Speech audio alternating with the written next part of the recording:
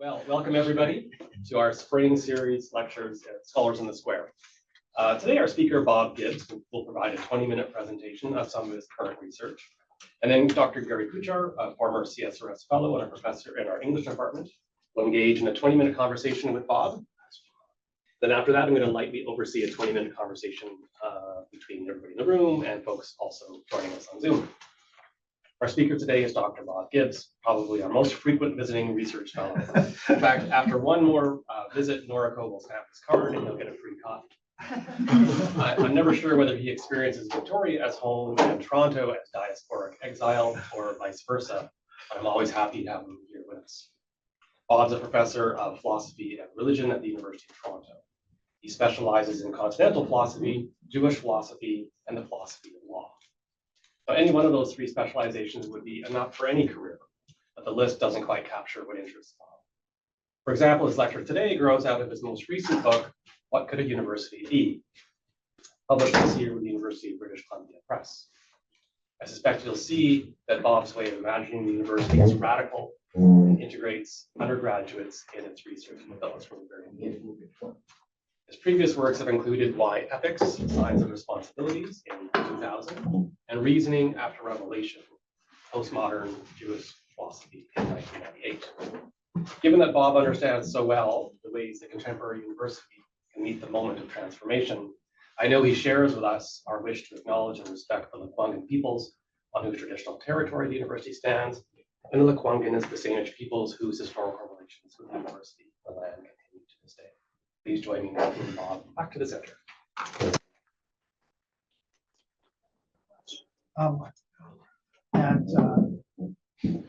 Well, it's a real pleasure to be back here and to be speaking with all of you. I'm sure that everyone here is concerned about how we can talk with each other in these troubled times. And the CSRS has advanced the discussion publicly at UVic over the last year.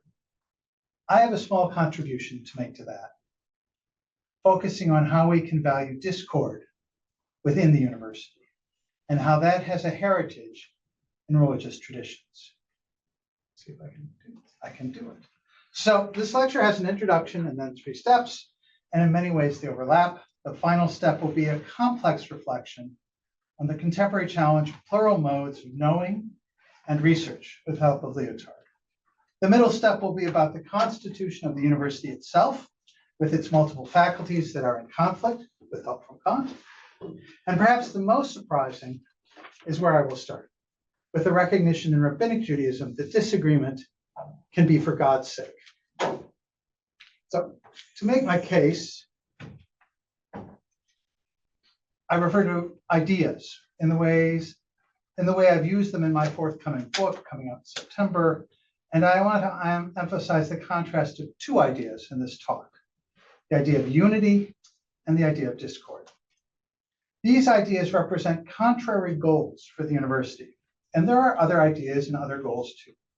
So that you may see where I'm headed, I offer preliminary definitions for these 2 ideas. So the idea of discord is the idea that multiple and conflicting ways of justifying knowledge can inhabit a common space. In university, conflicts between faculties and fields of study in all their plurality can be sustained in dynamic tension. The idea of unity is based on the idea of being or becoming one, holding diverse matters together in a consolidated and integrated manner. In the university, the idea would be that all fields and faculties should be unified, most often in a theory of knowledge or shared foundation. My argument will be that we require the idea of discord to make sense of the research university's role in society.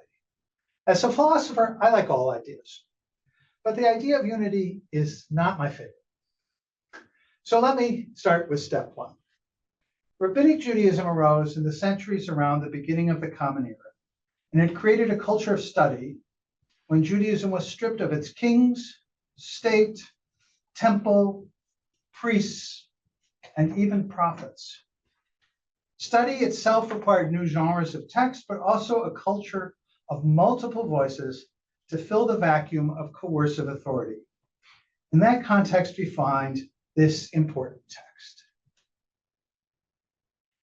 from Mishnah Avot.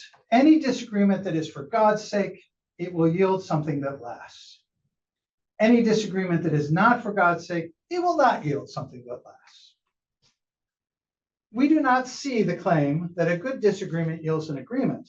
On the contrary, the disagreement is unresolved, but insight endures. It is, if you will, a concept of democracy, or if you prefer, of research.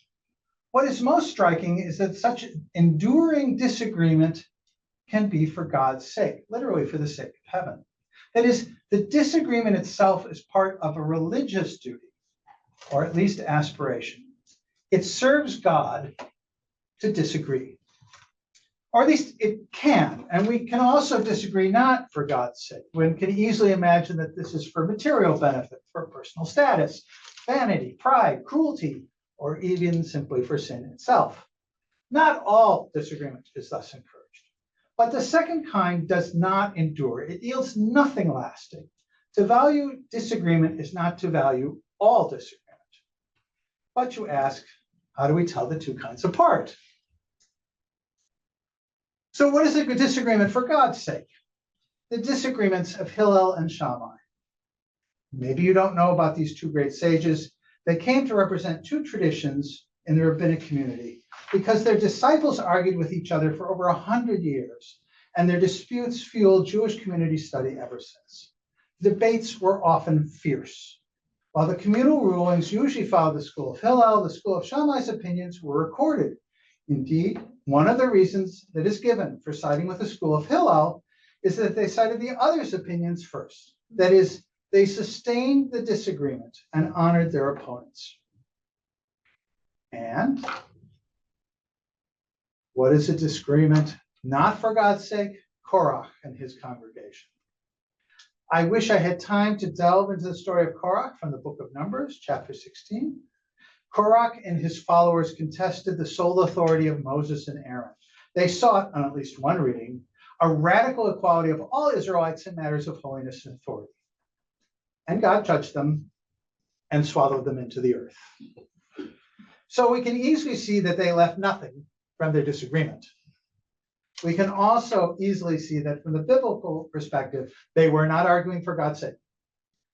But how could we recognize this without the recorded divine judgment? While Hillel and Shammai sustained their arguments, Korach sought to overthrow the very order that might sustain arguments, or at least that's what the rabbis make of it.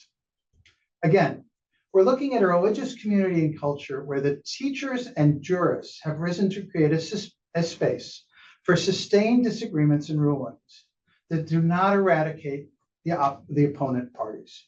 You might see that it is a place for academic politics, insulated from the cruelty of state force and public violence. But the second step is to a debate between the state and the church. And the battlefield is the university itself.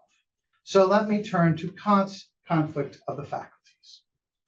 The history of universities is one of ongoing negotiations between the patrons of the university and the members of the university. Why indeed does a society need higher education? And how can it build a university to best serve its purposes? I think you will easily see that the newspapers today are filled with concern with this question. But my main point is that there are conflicts within the university that reflect and sustain some disagreements. The idea of conflict among the schools or faculties is easy to see in the medieval university.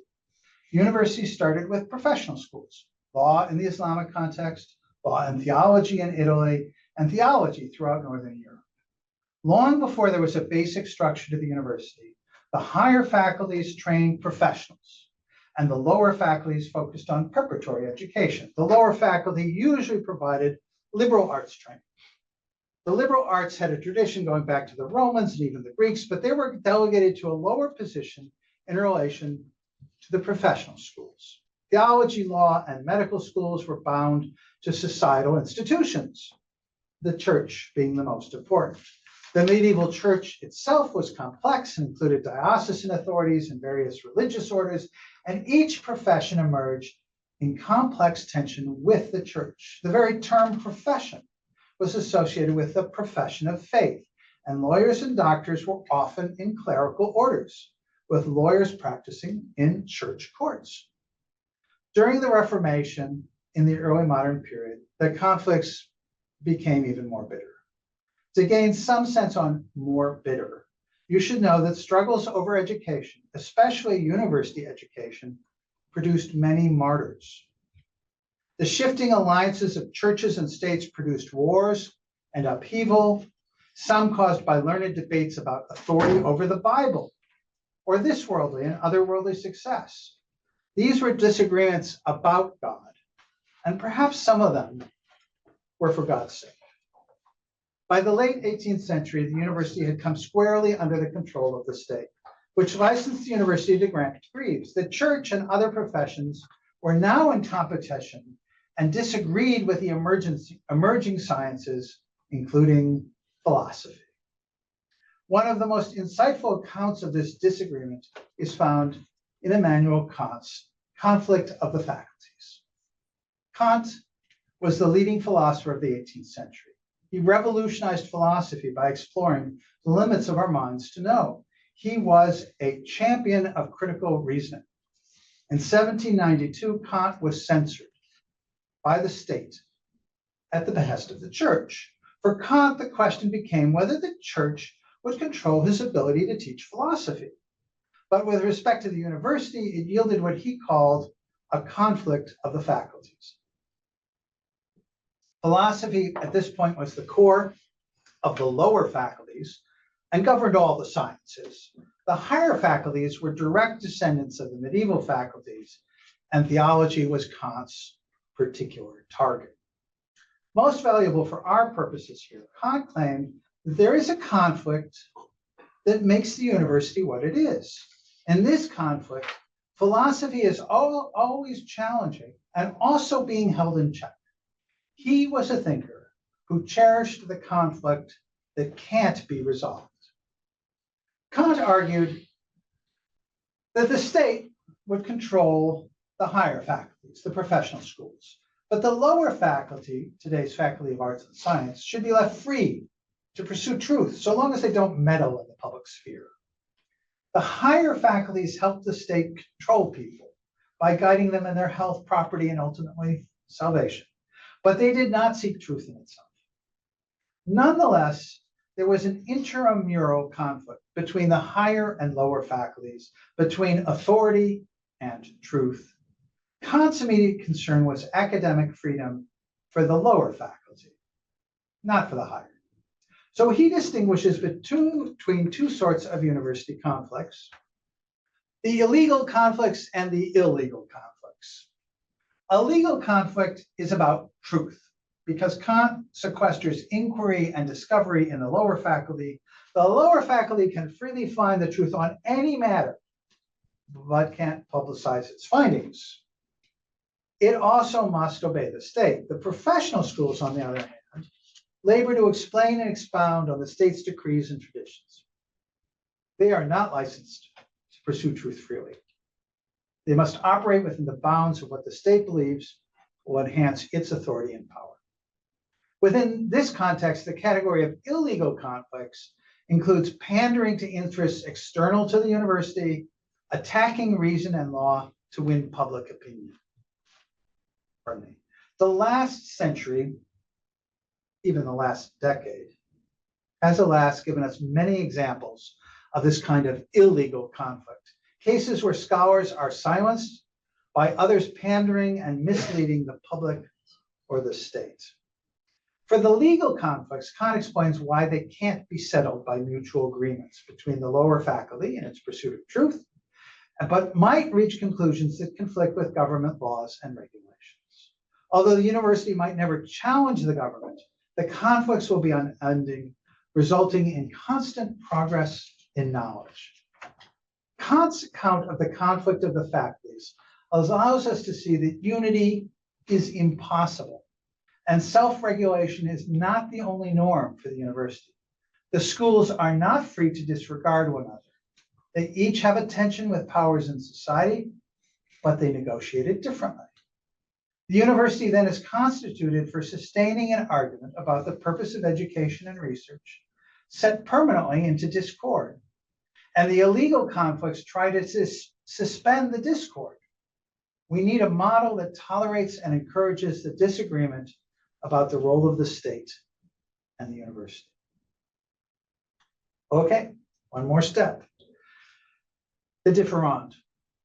I'll take a third step in discord, forming a deeper ethical challenge for the university today.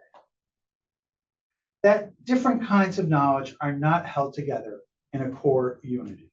This third stage of my paper also recognizes the limits of agreement and the need for conflict or disagreement, but it is not primarily an institutional analysis, that was the Kantian, as it were, but rather an epistemological one.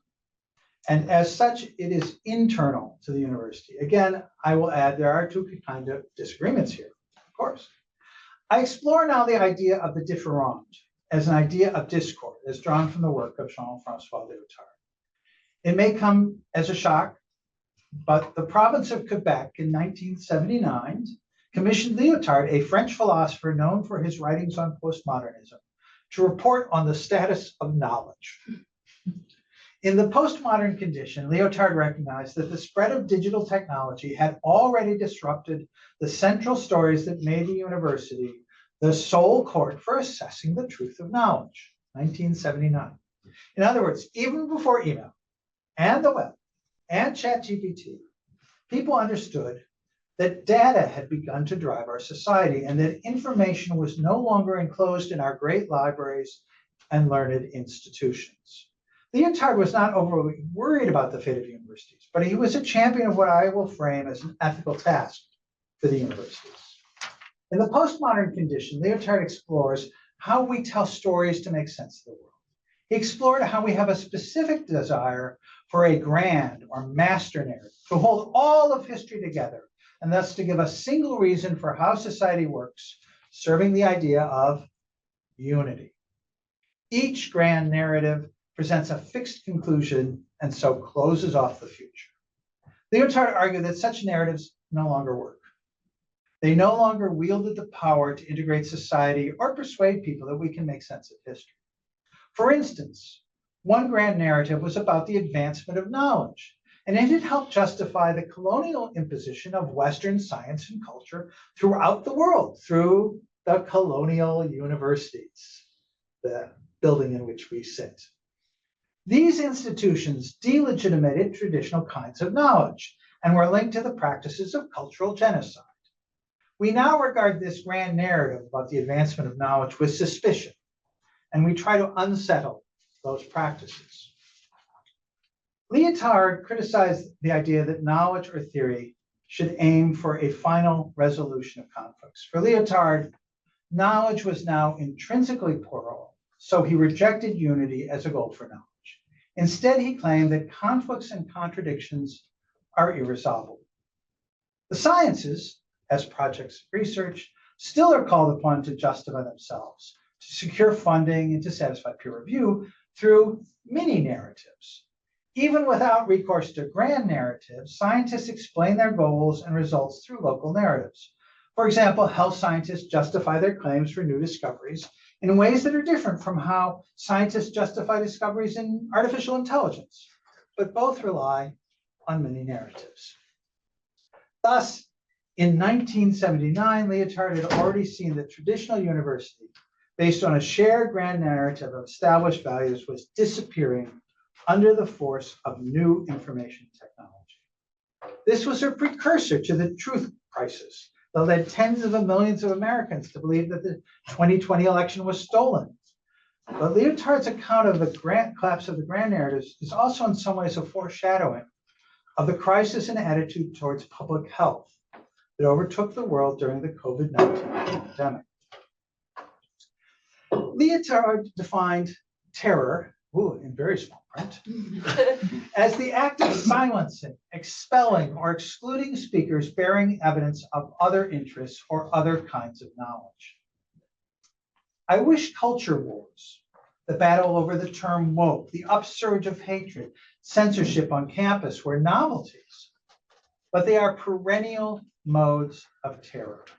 Whatever rules, practices, and methods we follow, modes of terror. Levinas articulated as a fundamental principle the negative rule. Whatever rules, practices, and methods we follow, we should not resort to terror and silencing one another. Terror, then, is the disagreement that forecloses disagreement. In his major work, The Differend, Lyotard explores the conflicts and limits of different claims to knowing. He was gripped by the pseudo-historical claims of Holocaust deniers. These deniers rig their determination of what history is in order to obliterate the Shoah, the destruction of the European Jews and their communities, the burning of their bodies, the eradication of their records, to deny that any violence had occurred. Genocide, they said, could not be proved. So Lyotard explored how a damage is actionable in court. One can bring a complaint for a harm done by another to a tribunal, a place to make good a claim to know something has happened. But a differend occurs, sorry about the points there. It occurs when there's no court, no tribunal before which one can bring a complaint for some harm done. This is a wrong, a damage accompanied by the loss of the means to prove the damage.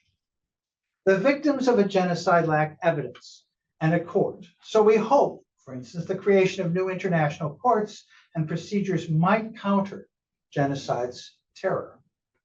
Lyotard also offered the example of the Martinican, who can bring a complaint against any infringement on her rights as a French citizen, but encounters a differend when she tries to bring a case against France for making her a French citizen. Over 40 years ago, Lyotard was provoked to explore the limitations of knowledge in the context of genocide and colonialism, illustrating just how little progress we've made. But Lyotard also articulated an ethical task that can constitute the university. When we no longer rage against or mourn for the disappearance of grand narratives that depend on the ideas of unity and universality, we can discern a new task. Exploring the limits of each science, not in terms of its objects, but in terms of its method and ways of marking off its own range. Ultimately, the challenge is to explore and discern new paths from one body of knowledge to another without depending on a universal claim. The university is not simply a broken Humpty Dumpty, but rather a series of profound gaps that reflect limited, if locally legitimated, interests. The task of philosophy, the last small print quote, is to bear witness to differends, to the disagreements as the places where we cannot yet find the words for a wrong, where it is not yet demonstrable, or we might say not yet knowable. While the idea of unity arose from a thirst for a universal humanity, a universal subject, a political form called the state, the subject in practice looked like a white European male and the state veered toward a total state. In the process, the differend was betrayed, and a wrong that could not yet present itself was silenced. For Lyotard, the sense that capitalism was silencing the voices of the wronged was most significant. The idea of discord helps us recognize multiple wrongs and modes of suffering with gaps that no speculative unity can recruit. What is now called intersectionality is, in Lyotard's thought, recognition there are many forms of wrong that intersect and compound suffering. A ruling economic genre silences many kinds of wrong, but there's no unity of the wronged. The university then could be the place where intersecting discourses are given voice, where unheard and seemingly impossible sufferings enter into knowledge. I believe a key task for the university is learning how to recognize these differends. It must explore how to hear the pleas of the harmed. The idea of discord calls on us to preserve disagreement, to recognize that the different practices of knowledge do not need to combine into a deeper agreement. In this context, the idea of inquiry leads us to seek out what is invisible in our own practice of knowing, so we can respond. To support creative instability, the university must guarantee The university must guarantee freedom of inquiry and a haven from terror. The university then would be a place where instability is supported and encouraged with no hope of domesticating. You and I should disagree. Thank you.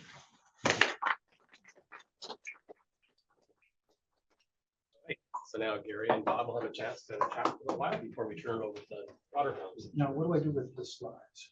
You just leave it. Scott will manage it. Okay. Great. Well, thanks so much, Bob. Really, really rich. This is obviously an ambitious paper, lots of moving parts. And so I guess my questions arise out of really are questions of clarification, just to help me tease this out more fully, arising from what I see, perhaps wrongly, a certain tensions within the argument. And I guess I would begin by just getting a little more clear on the concept of discord and trying to clarify a little bit, maybe tease out the Kantian distinction, because it seems like there are disagreements that occur within some shared frame, methodological frame, discursive frame, that at least allow us to recognize them as disagreements and to, in principle, dialogue about them, even if they cannot be resolved in order to generate this kind of enduring insight. But then there are the disagreements that occur across differing frameworks that are hardly recognizable or intelligible as disagreements because there's in no principle way of actually working them through, even in a kind of limited sense. Right. And so it's the latter kind of disagreement that really causes a breakdown, institutionally speaking. And so I just wondered if you could just maybe clarify the difference between those modes of disagreement and how they play out in your argument. So yes, they are different and they have a different uptake. I think the thing that's most puzzling about the Kant set of issues is it really feels like the university is pulled in quite unintelligibly to each other directions. That the professions are doing the work of state enforcement and patrol. And, you know, you have to study a lot to be a good civil servant. But why would you worry about whether these were good rules? You just need to figure out how to use them. And the philosophers, scientists, all those folks are, we don't care, you know, we just want to know what's true. So the conflict at that level, interestingly enough, the institution somehow is capable of holding them in proximity. But it's not actually, neither side is ever going to really understand what the intellectual work of the other side is. And I guess the biggest hope in that moment, well, I'm leaving Lyotard aside for a moment, but even in that moment, the biggest hope is that the students will actually do some of the recognition. So if they have done an undergraduate degree in arts and science and they go on to a professional school, they would, in the Kantian sense, they would be worried about things in the professional school that if it was a first entry professional program, they were just trying to get the training to do the job, some sort of, you know, even a doctor or a lawyer, they would kind of cause the trouble in some ways. So I actually think Kant knows that the professors are never going to understand each other. And the church people, you know, the people in the theology faculty are trying to close them down. Like, this is not a subtle debate in that sense. And so the disagreement is almost, in that sense, existential, or it's a power-based disagreement. Like, you shouldn't be doing that, is sort of their position, which is a little bit different, at least in a certain reading of the Hillel and Shammai debates, where they do seem to both feel like we both need to be here. And there are many stories about rabbinic sages where people are excommunicated, where people are punished, where people are silenced. I mean, bad things do happen. In any institution, people go beyond the boundary. But there isn't, I think that the university has a very limited mutual recognition at its core. And in our world, it's not so much the professional faculty so much, but it is in one sense, the sense of, the way the funding works. So, there are people who want big pharma wants the school of pharmacy to do stuff. And the people in the biology department think that that's scandalous. And the people in the English department don't have anybody who wants them to do stuff, So they don't get funding the way the biology department does, or big pharma funding the farmers. So we have these tensions on like whose research are we doing and who's it benefiting? And we don't necessarily recognize each other. We could recognize each other better. We might never believe that that's really that important. See, I guess, okay, it's a couple of just to dig down. Right. So same question from different angle in some Sure. respects, is it seems like there's a tension in Lyotard's thought here, because a disagreement for God's sake is a profound way of saying it, a disagreement that's in good faith, that there's something other than just a will to power at play. But for Lyotard, all knowledge at a certain point does follow the Nietzschean principle of the will to power. He does subscribe to that. And it seems to me that's the position out of which terror is now emerging. It's not emerging from the top-down theology school saying, we're going to totalize you. It's emerging from the Nietzschean principle that it's all basically forms of power at play. So I'm just wondering whether Lyotard's diagnosis actually describes what's happening now, at least in the Canadian universities. Can you give an example of that? Well, I mean, in terms, I'm slightly frightened too. No, don't. Right, but it's, I mean, another way to put it is there's a tension between an activist wing in the humanities and a non-activist wing, right? And it seems like the people who are doing the shutting down are coming from the activist wing more than the opposite right now, and that could historically transform and change. So I'm just I'm not a historical transformation. I'm not convinced the Lyotard description of the reality right now is an accurate one, at least on the ground here. Is that not fair? I'm not interested in Lyotard for his, eternal validity. I'm interested in the angle, and for much of the Different, there really is the possibility. In other words, the fact that truth is plural in his world does not mean it's all will to power. He might at times have subscribed to a stronger Nietzschean position, other times not as much. So I'm not so worried about that route, but I do think that that what he's interested in is that it's certainly possible that a group which has an alternate, narrative and all might have a very totalizing narrative and might be very interested in shutting down the familiar traditional narrative. That would not be an objection to his theory. That would just be like, that's what happens. People try to do that. The interesting question is whether the space for questioning can be held open between them.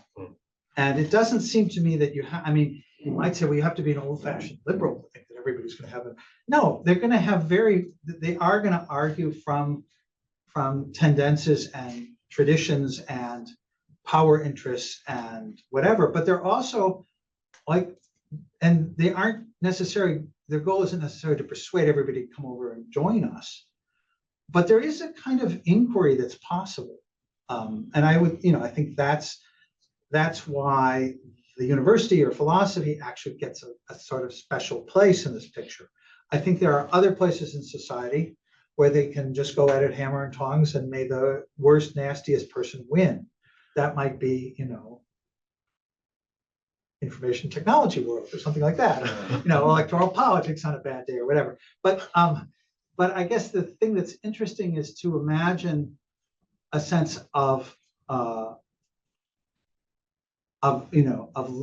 if we have the negative ban on terror, then it means that even the people who are saying, well, a genocide is happening or a genocide happened, also can't say, and if you don't say that, you will be deplatformed. You can't be here.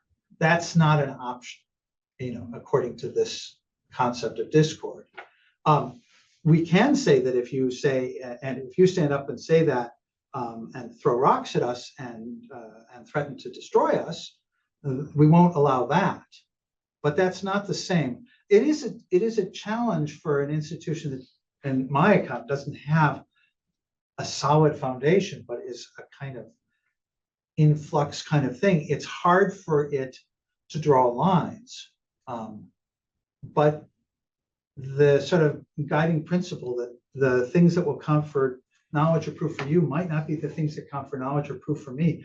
How can that be? That question actually seems to me to open as opposed to close. The activists are an interesting challenge in any time. So are the traditionalists. I mean, the terror goes in many different ways. And it seems easy to see the terror. It's harder to see the people who are harder to see what it would mean to be open to the discord. And yet that's why the Kant is so nice, because this is like institutional structures. These faculties don't understand each other. The practitioners don't understand each other.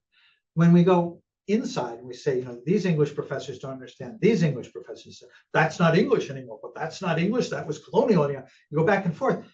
It's possible to have a rich conversation. It's possible also to say, well, you'll never get tenure, or we won't publish your stuff.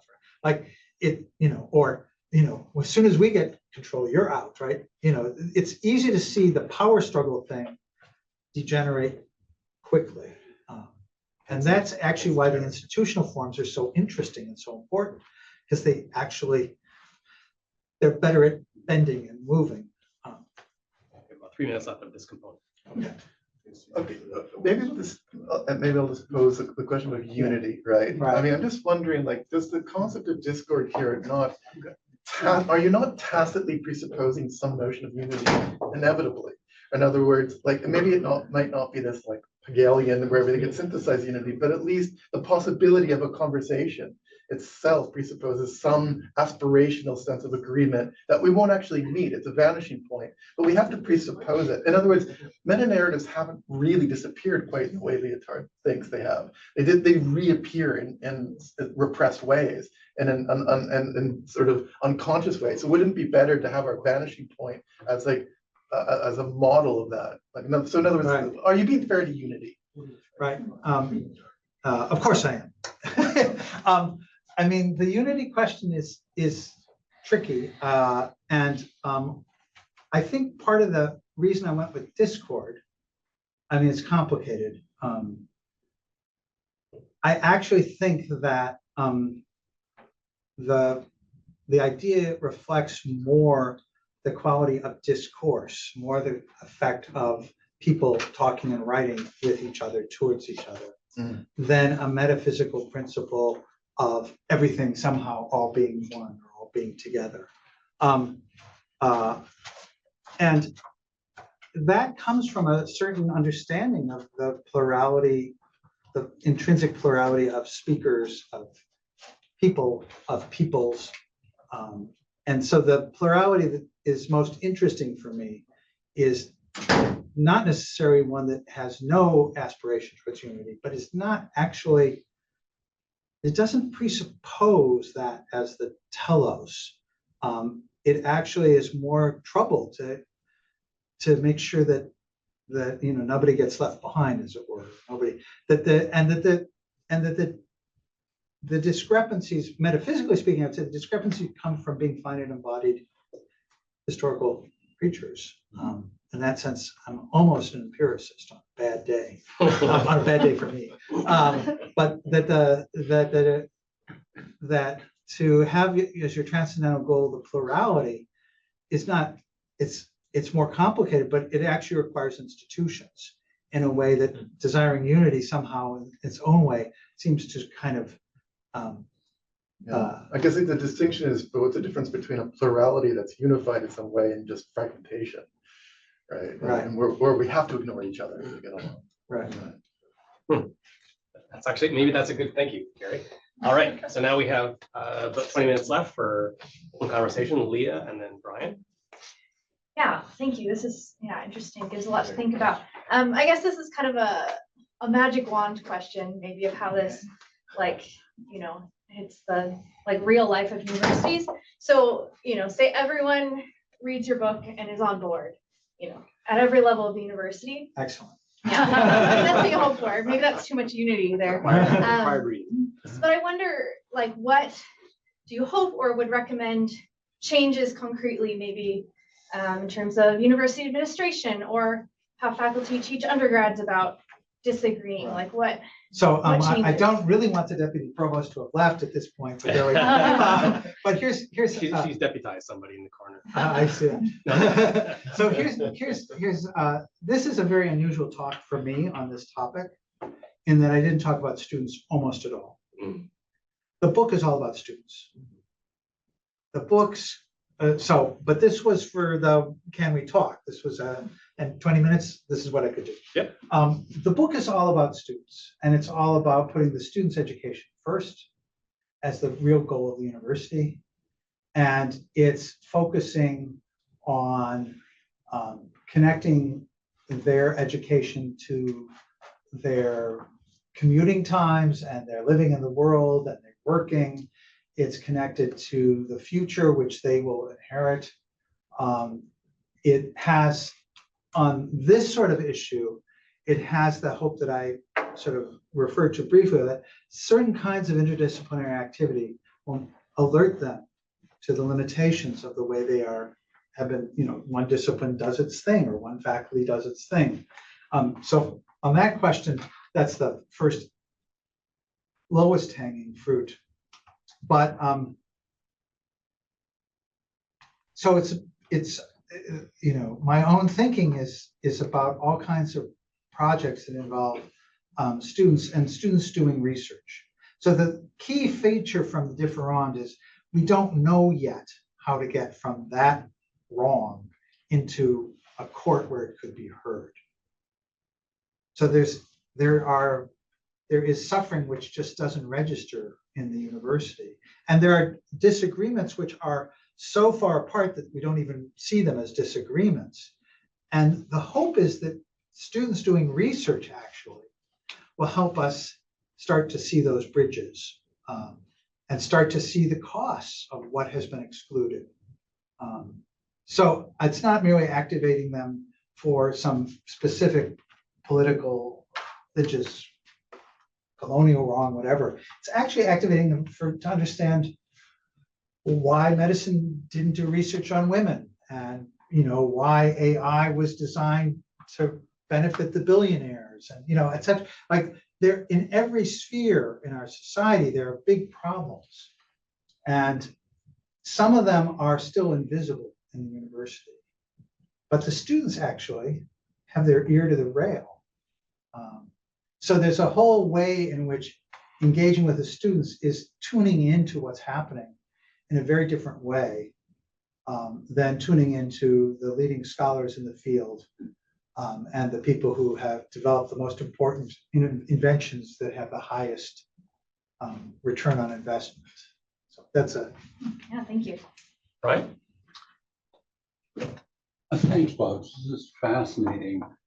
One of the, I'm a medievalist. So Right. One of the things I was thinking about at the medieval university is the tool for engagement of conflicting views was actually rhetoric. So we've lost rhetoric. Do you see anything coming out of that is of value anymore, or? So yes, but it's kind of funny. It's when I was a young undergraduate back in the dark ages, still I was using a Smith Corona typewriter. I didn't get the computer until I was a graduate student. I worked on rhetoric and philosophy quite a bit, and so I have a soft spot for it always. And the questions about persuasion and also the sense of how to lead people with discourse, which isn't the same as just persuading them. Right. These are really deep problems that are much missed. it would be, it would not be hard to imagine powerful rhetorical analyses of some of the modes of terror of our time. And it might actually help us have the capacity to see what shortcuts and closures happen with alarming frequency, whether it be, you know, in somebody's blog or in your news feed or in the current best, you know, theory book in philosophy. So, I'm quite interested in that. Again, the challenge is not to say, well, there's pure discourse, which is just for the sake of truth. And then there's this vile stuff that is just trying to corrupt truth and corrupt other people. It's not like it's a continuum, but even the highest aspirations also are in some ways aspiring to communicate. And they do have, you know, they have different success ratios depending on how well they can make the bots work for them. I mean, we're really in a very, very different world of communication and mediation than we ever were. So, actually, I wanted to just say one more thing. In a different talk, maybe a different year, I would talk about the work I'm doing with students in terms of writing commentary. So we work online. They read and mark up text online and they write comments. Then they come into the classroom and they read each other's comments and they debate about it. And then they report out and then they go back and they do this again and again and again. So it's a reiterative thing. Now, one of the things they learn in that is that each of their fellow students in a group of 5 reads a bit differently than they do. And they have a different agenda. They have different backgrounds and insights. And because they stay in the same group for the whole term and it's happening over and over again, they learn what it means to be in a conversation about something that matters, a very hard text, with somebody who doesn't see it the way you see it. And a lot of consensus formation happens, but actually a lot of recognition, like, he's never going to see this the way I see it. And oh, she's getting my point, but I still don't understand hers. Like, there's a really close quality of interaction between the students, which I think actually is about this discovery of the plurality of the people, which again is my point about the plurality, is it rests in the people, and they can learn a lot about how to adjust to each other. Without necessarily coming up with a consensus on what this hard text means.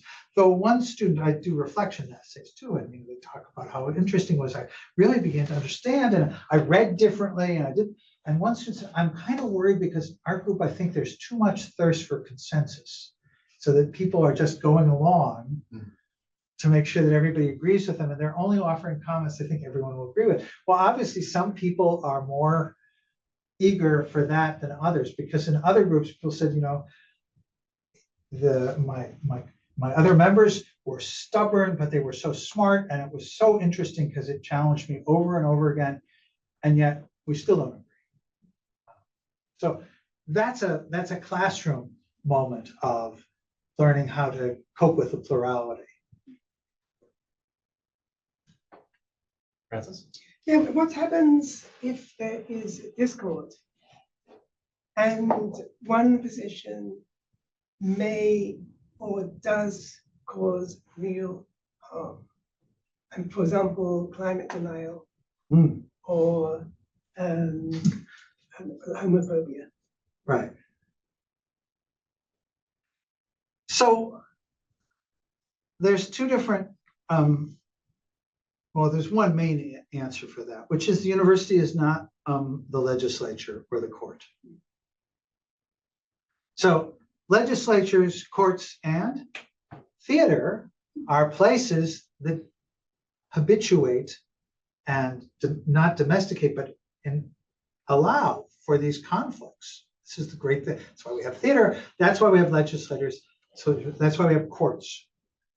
We have these. So the university is not the only institution that has discord at its heart. I would say, you know, and I could probably rattle off a few more. I'm not sure I want to say the stock market, but but so in a context like the university, it would certainly be possible to have a serious discussion between the climate change deniers and the bulk of the scientists who think it's real. There's something to be worked. I have a colleague in public health who did a lot of research on vaccine deniers 15 years ago, right? I even have a colleague at the table who's thought about it. Like, there's a lot to be learned at the university level from these conflicts. They're very deep and they're very troubling. In the court or in the legislature, we might treat them differently. In the court, you can put people in jail for saying things. In the legislature, we can say, well, we won't have, there are things we won't allow to be said in public, or the things we won't fund or support, in terms of other institutions. The university, in a certain sense, is a safer space for hearing out the other side. Now, it's not pleasant to listen to, it wasn't pleasant to listen to the Holocaust deniers or the homophobics. It's not the same as saying you can run your campaign in the university. In the university, we study, we explore, and we have to realize that whatever we got right with vaccinations, somehow, science is in trouble because for whatever, nefarious or real reasons, people were vulnerable to the thought that it was false. And until science starts thinking and engaging with that, it's really in trouble in a different way.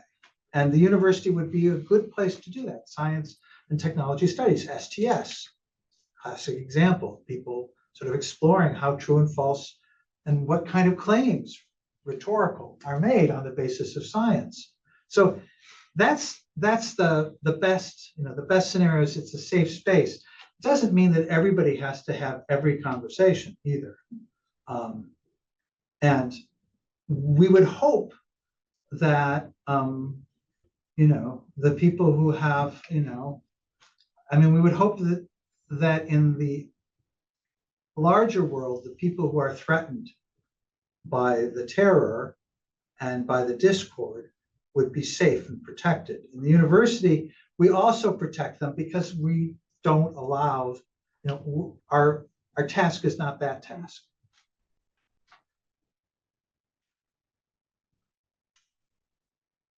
Catherine. Okay, let's see if I can say this. So on the one hand, you're recognizing pluralism. On the other hand, you're saying that science is in trouble because that very pluralism has eroded its claims to some kind of scientific knowledge, which carries a truth value to it, even if it's in motion. Right. So I don't understand how you put these two positions together. Oh, well, so every field has local narratives that say this counts, this is good research, this is true findings, and this other stuff we don't even think about, we don't worry about it. We can have a legitimation within our field, right? The problem is when we bump into another field, sometimes we say, why are you doing that? Why are you talking to the people? Like, just do the lab work, okay? Like, we don't need to know what the people are experiencing. We need to know what the lab results show, right? Or et cetera, you can imagine. So those conflicts are really valuable in helping us understand why, we need anthropology also with medicine, right? We need, et cetera. We need people who might think, well, the only thing that really matters is my discipline. Mine's the one that's really right. The other ones are okay. But once we start having to explain ourselves to people working in those other disciplines, things change and there's a shift. So I would say the problem with science is not that there are a bunch of awful people denying science. I'd say there's a problem with science, but it isn't that it has to throw everything out. It just needs to be able to think about its justifications in this more conflictual territory, as opposed to saying, well, we're the scientists, so we're right. But you're still talking justification of better articulation of where you should, what you should accept. This is a little different than a radical pluralism argument, I would think. Well, I don't know. I mean, the radical pluralism argument doesn't say that nobody can think they're right. Right? It means that different people can be reasonably justified thinking different things are right. But the interesting question about pluralism is not, do we just then, this sort of dissemination, fragmentation, like, so it's all everywhere, anywhere, not all of it. It's each one is somewhere else in their own room. Silo is the term that people use, which I don't really like. Anyhow, it's really, the university is the place where the conversations and the cross study, the cross accounting is necessary. And it may help strengthen, each one of these different fields. They may actually be able to explain what they're trying to do better because they're talking to each other. So my pluralism is not, as I said, the university isn't just Humpty Dumpty. We're still bound up with each other in some ways, but the binding is not, and there will be a philosopher. I mean, this is what they thought in the 19th century. It's wonderful. There'll be a philosopher who will think the one fundamental truth for which all of the disciplines in the university will then be united. And in fact, it was better if it was just one philosopher thinking it. This unified field theory? Yes, this unified field theory was unified fictive theory. It was like one eye does it all. So when people talk about when people get pushed and they say, but the university is this unity, they're echoing something about that. And it's not a false human desire that the thing that I've been working on and the way I've been thinking about it would lead to the ultimate truth. There is a desire for that. But in fact, the recognition of pluralism is that I'm just not going to be able to do it all in my own head, in my own lab, in my own book. Now, my book, on the other hand, I had a draft of this. I mean, Rachel knows I've been working on the book for a long time. And I was talking to a friend about Discord. And she said, oh, we really need your book. I said, I know. And, if things had been different, it would have come out 5 years ago. And the world would be fine now. So mine is aspirational, very much so. It's not like what's going to definitely work. So thanks very much, Bob.